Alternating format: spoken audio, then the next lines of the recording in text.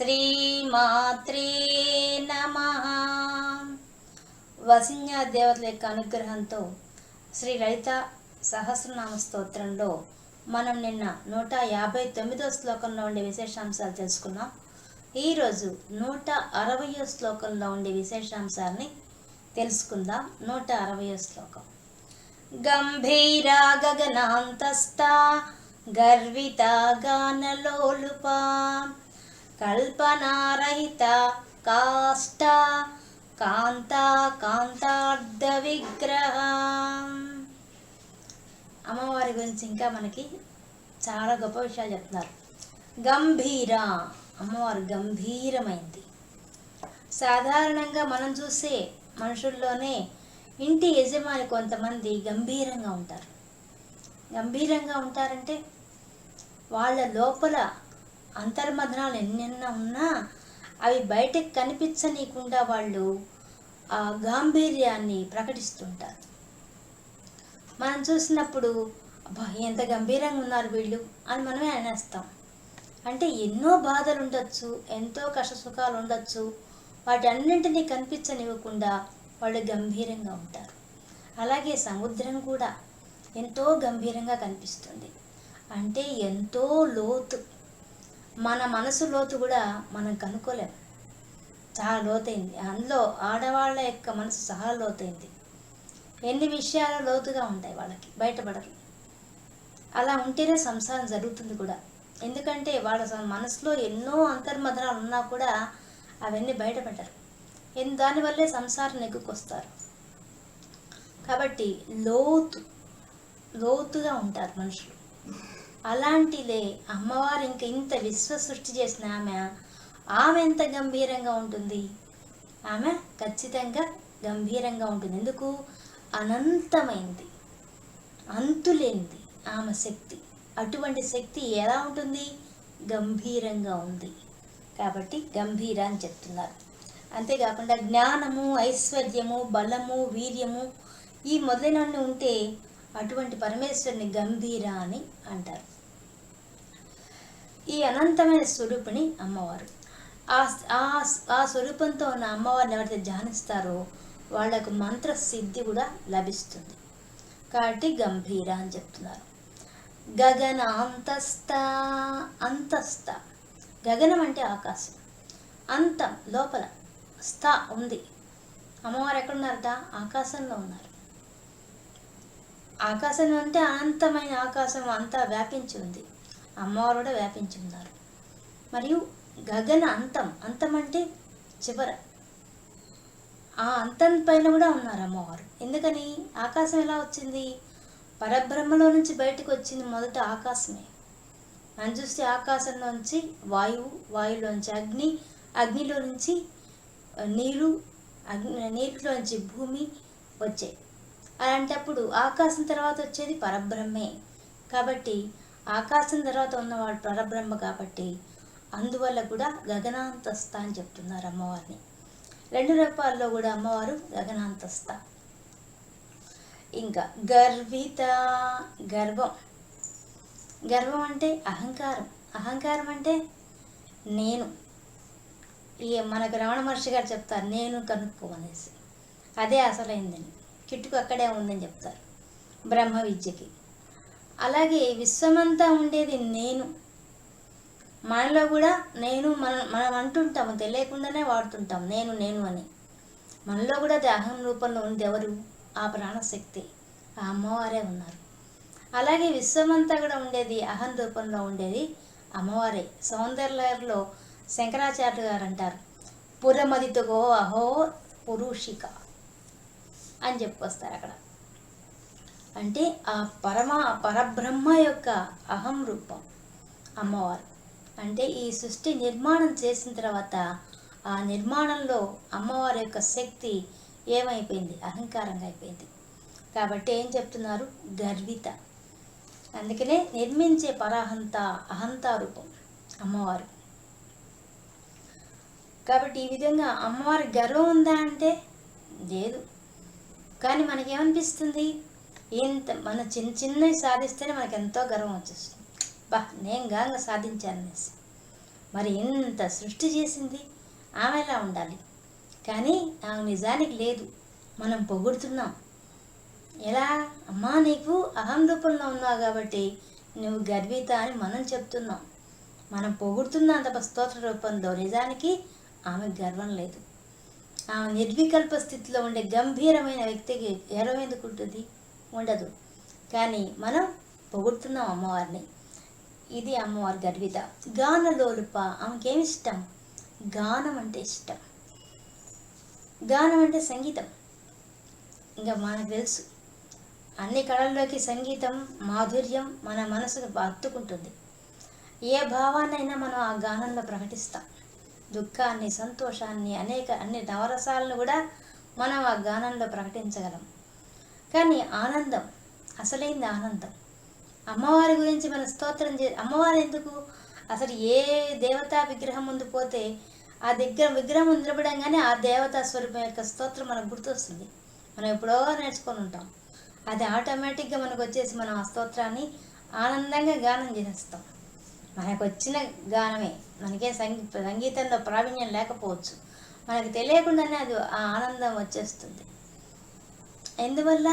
మనకు ఆ భక్తి భావంలో వస్తుంది అది. అందువల్ల ఆ గానం వస్తుంది. అటువంటి గానమే అమ్మవారికి ఇష్టం. ఎందుకు? మన మనసు హృదయంలోంచి బయటకు వస్తుంది ఆ గానం. అదే అమ్మవారికి ఇష్టం. కాబట్టి గానలోలుప అని చెప్తున్నారు. సామగాన ప్రియ కదా ఆమె. అందువల్ల గానం అంటే అమ్మవారికి ఇష్టం. ఇంకా కల్పనారహిత, అమ్మవారు కల్పన చేస్తున్నారు. కవులు కల్పన చేస్తారు.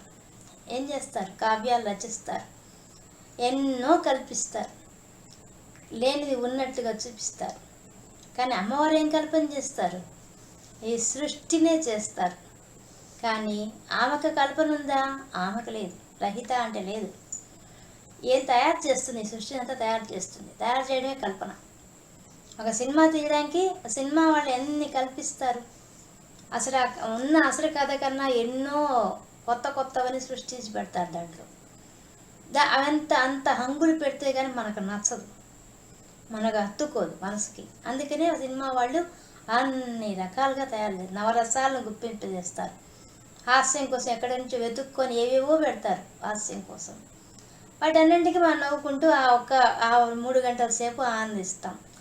అలాగే ఆ 3 గంటల ఆనందం కోసం అంత మన ఇదిగా ఉంటే ఇంక ఈ సృష్టి అనేది ఒక ఆటగా ఆడుతున్నారు శివశక్తులు. వాళ్ళు ఇంకెట్లా కల్పించుండాలి దీన్ని? ఎంతో అద్భుతంగా సృష్టించుంటారు దీన్ని. ఆ సృష్టించినప్పుడు ఆ కల్పన రహిత ఆ సృష్టి కార్యంలో ఆమెకేమీ దృశ్యం ఉంది, కానీ దృగ్రూపిణిగా ఉన్న ఆమెకు ఆమె వాసనలేం లేవు. దాంట్లో ఉండే వికారాలు లేవు. ఒక దాంట్లో ఉండే వికారాలు లేవు. ఇప్పుడు మనం కూడా సినిమా చూస్తున్నాం. సినిమాలో నవరసాలు ఉండొచ్చు, మన కంటితో చూసి అనిపిస్తున్నాం అంతే. కానీ మనం దాంట్లో ఉన్నామా? లేం. కేవలం చూస్తున్నాం, సాక్షిభూతంగా చూస్తున్నాం. అలాగే అమ్మవారు కూడా ఈ సృష్టిని సాక్షిభూతంగా చూస్తూ ఆనందిస్తోంది. అందుకని దృగ్రూపిణిగా ఉండి నిర్వికల్ప స్థితిలో ఉంది అమ్మవారు. కాబట్టి కల్పనారహిత అని చెప్తున్నారు. ఇంకా కాష్ట అని చెప్తున్నారు. కాష్ట అంటే మనకి దుర్గా సప్తశతిలో చెప్పబడుతుంది.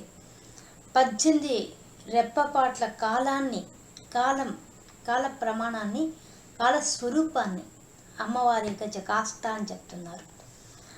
ఇంకా మనకు సా కాష్ట సా పరాగతి. ఇంకా అమ్మవారు ఎలా ఆ నిర్వికల్ప స్థితిలో ఉన్న అమ్మవారిని మనం చేరే గమ్యం, మనకుండే ఆ మార్గం, దాన్ని కూడా కాష్ట అంటారు. ఇంకా మనకి వాయు పురాణంలో ఏం చెప్తారంటే, భీమదేవుడు అంటే శివుడు ఆకాశమూర్తిగా ఉన్నాడు. గగనాత్మకుడైన భీముడు. ఆయనకు వచ్చి ఆయన భార్య కాష్ట. అంటే ఈ దిక్కులన్నింటికీ ఆమె అధికారి. మరియు ఆమెకు స్వర్గమే కుమారుడు అని చెప్తుంది. మరి ఇంకా వేదాంత వాక్యాలతో నిరూపించబడే తత్వం కూడా కాష్ట అనబడుతుంది. ఈ విధంగా ఈ కాష్ట అనే దానికి ఎన్ని అర్థాలు ఉన్నాయి అంటే, 1 కాలస్వరూపం, 2 మనం చేరాల్సిన పరమగతి, ఎప్పటికైనా మనం చేరుకోవాల్సిన స్థితి అమ్మవారిని చేసుకునే మార్గం, ఆ మార్గము అది చెప్తున్నారు కాష్ట అని. మరియు ఆ వాయుపురాణం చెప్పబడింది ఏముందంటే, ఆకాశ స్వరూపుడినట్టి ఆ భీముని యొక్క భార్య పేరు కాష్ట. అంటే ఒక్కొక్క తత్వంలో వచ్చే ఆ శివమూర్తికి ఏవే పేర్లు ఉంటాయో వాటికి అనుగుణంగా ఆ భార్యలు కూడా పేర్లు ఉంటాయి కదా, అలా అమ్మవారికి కాష్ట అని పేరు పెట్టబడింది. కాబట్టి అదంటే 10 దిక్కులకు ఆమె తల్లిగా ఉంది. అందుకే స్వర్గమే ఆమె కుమారుగా కూడా అయ్యాట. ఇంకా వేదాంతాలతో నిరూపించబడే తత్వం కూడా కాష్ట అనబడుతోంది. ఇది కాష్ట అంటే. ఆకాంత, ఆకాంత కాంత 2 పదాలు ఇక్కడ చెప్తున్నారు. ముఖ్యంగా మనకు చదివేటప్పుడు మనకు కాంతానే వస్తుంది, కానీ ఇక్కడ మళ్ళీ ఉపయోగించబడిందని చెప్తున్నారంతే. ఆకాంత అన్నప్పుడు అకము అంటే పాపం, అంటే దుఃఖం, దుఃఖాన్ని తొలగిస్తుంది కాబట్టి ఆకాంత అన్నారు. మామూలుగా కాంత అయితే కమనీయమైంది కాంత. అంటే కమనీయమైందంటే ఏంది, మనకేంది కావాలి, అసలు మన జీవిత లక్ష్యం ఏంది, ఆనందం, ఆ ఆనంద స్వరూపిణి అమ్మ అని ఇంకో అర్థం. ఇంకా కొంచెం లోపలికి వెళ్తే కా అంటే బ్రహ్మ, కా అంత, శివుని బ్రహ్మదేవునికి కూడా అంతం ఇచ్చే తల్లి, అంటే ఆయుష్, ఆయన అంతం కూడా చెప్తుంది, ఇచ్చే తల్లి కాబట్టి ఆమెకు కాంత అని చెప్తున్నారు. ఇంకా కాంతార్థ విగ్రహ, అసలైంది కాంతార్థ విగ్రహ. ఆమె కాంతుడు, ఆ కాంత యొక్క కాంతుడెవరు, ఆమె భర్త ఎవరు, పరబ్రహ్మ. ఆ పరబ్రహ్మకు అర్ధనారీసత్వంగా చెప్తున్నారు. అమ్మవారు ఎలా అంటే అర్ధస్వరూపం, అర్ధ విగ్రహం. ఆయన యొక్క విగ్రహంలో అర్ధభాగం ఆమె ఆక్రమించున్నది, ఎడమ భాగం ఆమె ఆక్రమించున్నది. కాబట్టి ఆమె కాంతార్థ విగ్రహ అని చెప్తున్నారు. ఈ విశ్వమంతా కూడా శివశక్తులతోనే ఉంది. అణువులో కూడా ప్రతి అణువులో 2 భాగాలుగా ఇద్దరు ఉన్నారు, శివశక్తులే ఉన్నారు. కాబట్టి వాళ్ళిద్దరి యొక్క అంశతో ఉంది కాబట్టి ఆమె ఆయనలో అర్ధభాగంలో ఉంది కాబట్టి కాంతార్థ విగ్రహ అని చెప్తున్నారు. ఇప్పుడు నిజానికి ఈమె ఆ గంభీరంగా ఉన్న ఆమె, ఆ గర్వితగా ఉన్న ఆమె, ఆ గగనాంతస్థగా ఉన్న ఆ తల్లి ఎక్కడుందయ్యా అంటే కాంతార్థ విగ్రహంగా ఉంది అని మనకి చివరిగా చెప్పేస్తారు. ఎక్కడ ఉంది ఆ తల్లి అనే విషయాన్ని చెప్పేస్తున్నారు. అమ్మవారి యొక్క మహత్యం, ఆమె భర్త యొక్క మహత్యం, ముఖ్యంగా ఆయన చరిత్ర వినాలంటే అమ్మవారికి చాలా ఇష్టం. అందుకే గానలోలుప అని చెప్పారు. ఆ గానం ఇష్టం. ఆయన చరిత్ర కానీ గానం చేస్తుంటే సరస్వతిదేవి వీణ వాయిస్తూ ఉంటే కూడా ఆమె చక్కగా ఆహా ఓహో అని వింటుంటుంది. మనకి ఇది సౌందర్యలహరిలో కూడా ఆదిశంకరాచార్య గారు చెప్పారు. ఏం చెప్తారు, ఆమె వాయిస్తున్నప్పుడు ఆహా ఓహో అన్న ఆ పదాలే ఆ వీణను మించున్నాయట. వెంటనే సరస్వతిదేవి ఏం చేసింది, తన చీర కొంగు తీసి ఆ వీణ మీద కప్పేసిందట. అంటే నా వీణానాదం కన్నా, నా గానం కన్నా అమ్మవారి గొంతే మాధుర్యంగా ఉందని. అంటే అంత గొప్పది ఆమెది. కానీ ఆమెకి ఆ సంగీతంలో ఉండే తన భర్త యొక్క లీలలు, చరిత్ర అవన్నీ వినడం మాత్రం ఆమె అనుభూతి చెందుతుంది. అందుకని గానలోలుప అని చెప్పారు. ఈ విధంగా మనకి ఈ శ్లోకంలో అమ్మవారికి నిర్వికల్ప స్థితిలో ఉండే గంభీరమైనది, ఆ స్థితిలో ఉన్న ఆ తల్లిని పొందాలంటే మనం ఆమెను ఉపాసన చెయ్యాలి, చేస్తేనే మనకు లభిస్తుంది అని చెప్పడమే ఈ శ్లోకంలో అంతరార్థం. ఇది మనకు 160వ శ్లోకంలో ఉండే విశేషాంశాలు. రేపు 161వ శ్లోకంతో కలుసుకుందాం. సర్వం శివార్పణమస్తు. స్వస్తి.